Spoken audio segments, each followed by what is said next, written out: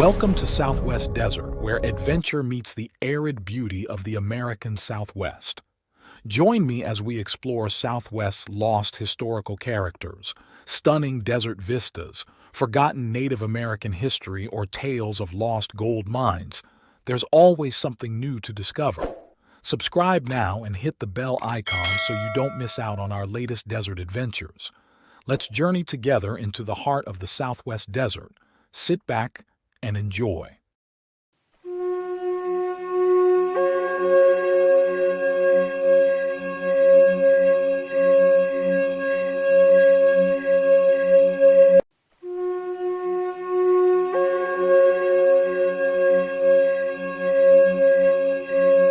Welcome to Southwest Desert, the channel that uncovers the hidden gems of American Southwest history.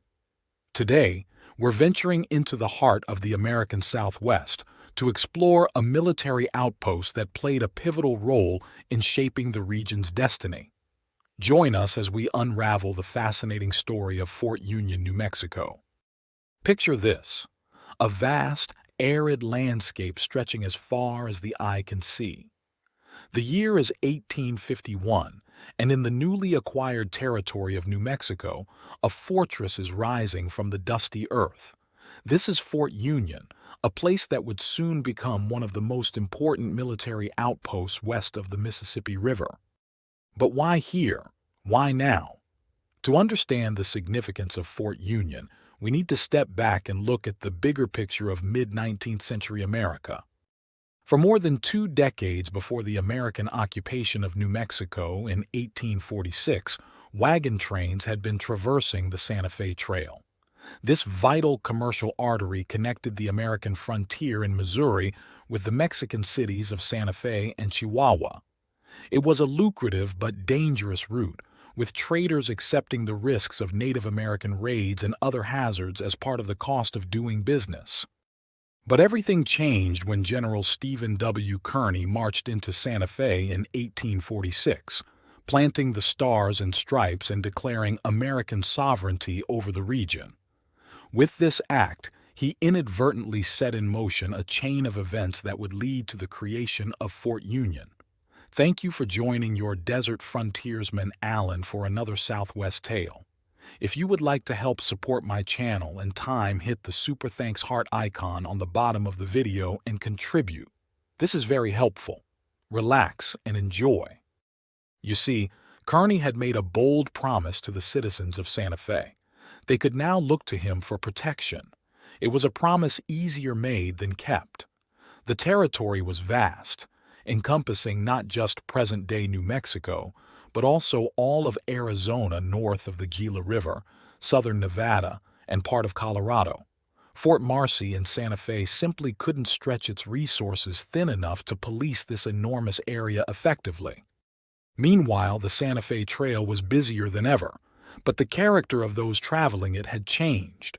Gone were the hardy, respectful traders of old.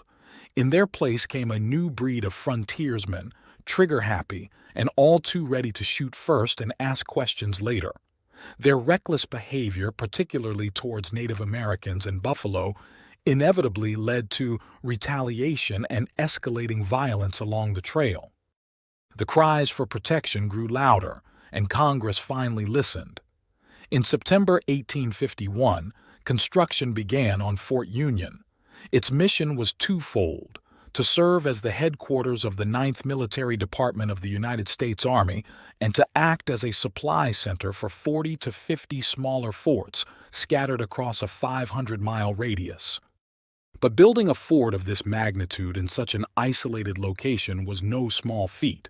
A memorial to Congress from New Mexico's territorial legislature in 1853 paints a vivid picture of just how remote this area was. The road to Missouri is the great business thoroughfare of the territory. The distance from Fort Union to Independence is more than 700 miles, and on this long and dreary line of road there is but a single military station, a single Indian trading post where travelers receive any assistance in their greatest need. Can you imagine? It took 3 months or more just to receive a reply to a letter sent east of Independence or San Antonio. The isolation was almost total. Yet, against all odds, Fort Union rose from the desert floor. And what a sight it must have been! Spread across a reservation 8 miles square, the fort was a small city unto itself. Built at a cost of about $250,000, a staggering sum for the time. It boasted barracks for enlisted men, attractive quarters for officers and their families, and housing for civilian employees. But that was just the beginning. The fort also featured mess halls, kitchens, a bakery, a large, well-equipped hospital, and an impregnable guardhouse. There was even a brick kiln and sawmill on site. And let's not forget the stables, large enough to accommodate 1,000 mules and horses, and warehouses capable of storing 2,000 tons of hay and a mind-boggling 2 million bushels of grain. By the 1860s, Fort Union was a hive of activity, employing around 1,000 people. Harness makers, repairmen, wheelwrights, wagon makers, blacksmiths, carpenters, and general laborers all found work here. The Sutler's Store, a civilian-run general store serving the military community, was doing brisk business, averaging $3,000 in daily sales. But Fort Union wasn't just a military installation, it was a community. Married officers brought their families, and soon the fort was alive with the sounds of everyday life. Weddings, christenings, dances, box socials, ball games, any excuse for a celebration was seized upon with enthusiasm. A Masonic lodge was established, complete with its own hall on the grounds. Before long, this outpost in the dry plains of northern New Mexico boasted the largest white population of any city between the Mississippi River and the Pacific coast. It was a slice of civilization carved out of the wilderness. But life at Fort Union wasn't all celebrations and community events. The fort played a crucial role in some of the most tumultuous events of 19th century American history. First came the ongoing conflicts with Native American tribes. The fort's soldiers were frequently called upon to engage in what were often bloody encounters with hostile Native Americans and border ruffians. These skirmishes were a constant reminder of the tension simmering just beyond the fort's walls. And then came the Civil War. In 1862, the conflict that had torn the nation apart finally reached New Mexico. The Confederate Army, led by General Henry Hopkins Sibley, marched westward out of Texas with a force of 2,300 troops. Their advance seemed unstoppable. Albuquerque fell on February 21st, Santa Fe on March 10th. The gray-clad soldiers rolled over New Mexico like an unstoppable juggernaut. But Sibley's ultimate prize lay ahead, Fort Union. Unlike Albuquerque and Santa Fe, which had fallen without a fight, Fort Union was prepared to defend itself. As the Confederates approached, the fort's commander made a bold decision. Instead of waiting for the enemy to come to them, the Union forces would meet them head-on. On March 26, 1862, the two armies clashed at Apache Canyon, 45 miles southwest of Fort Union. The battle was fierce and bloody. When the smoke cleared, 32 Confederate soldiers lay dead, 43 were wounded, and 71 had been taken prisoner. Fort Union's losses were lighter, but they too had paid a price for their victory. The fighting wasn't over. 2 days later, another battle erupted at nearby Pigeons Ranch. Shortly after, Union forces destroyed a Confederate supply train camped at Canoncito. These successive blows forced General Sibley to fall back to Santa Fe, and soon after, to retreat entirely from New Mexico. The significance of this victory cannot be overstated. In failing to capture Fort Union, the Confederacy's plans to conquer the Southwest were frustrated. Some historians even argue that this failure may have changed the entire course of the Civil War.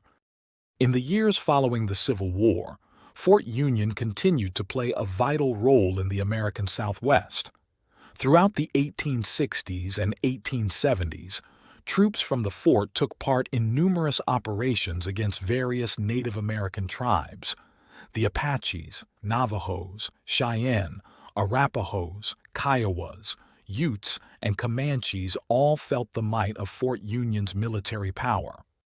These campaigns were relentless, and by the spring of 1875 had brought peace to the southern plains, but on the white man's terms.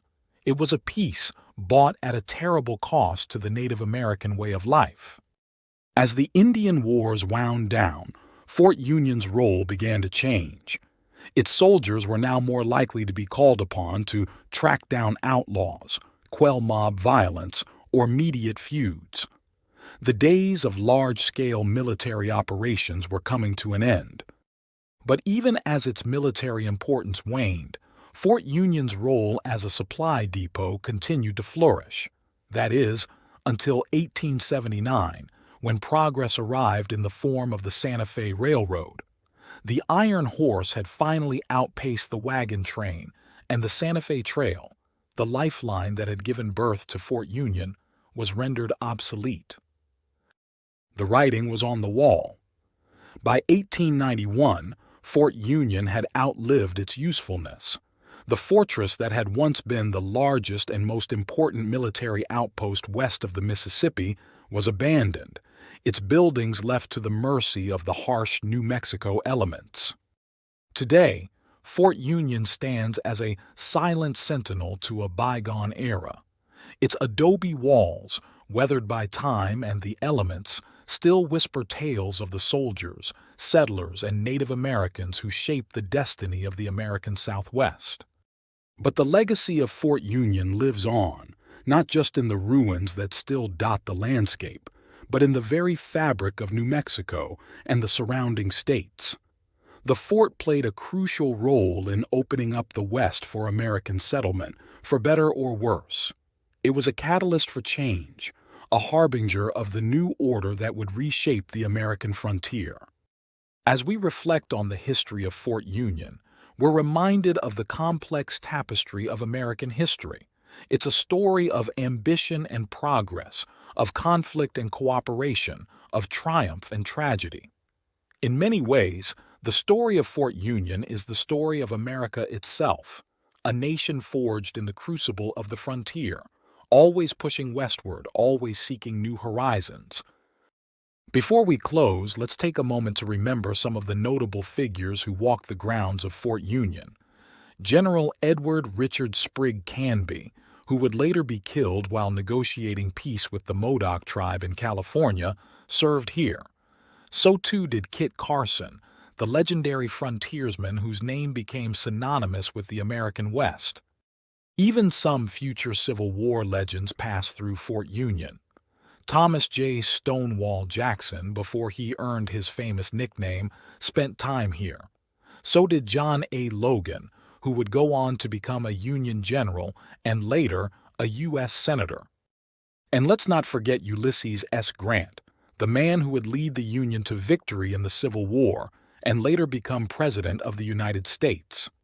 Grant is said to have returned to Fort Union in later years, drawn back by the memory of the lift of the high mesa with its illimitable views.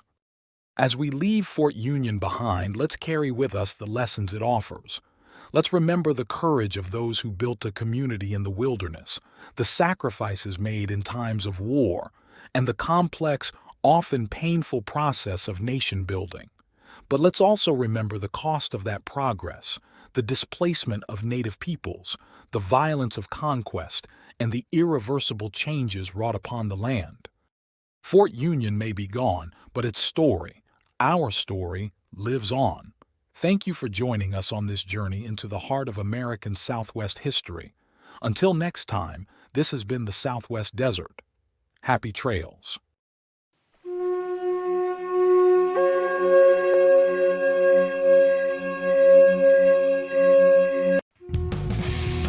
Thanks for watching. If you enjoyed this video, don't forget to like, comment, share, and subscribe for more great content. Hit the notification bell so you never miss an update. See you in the next video.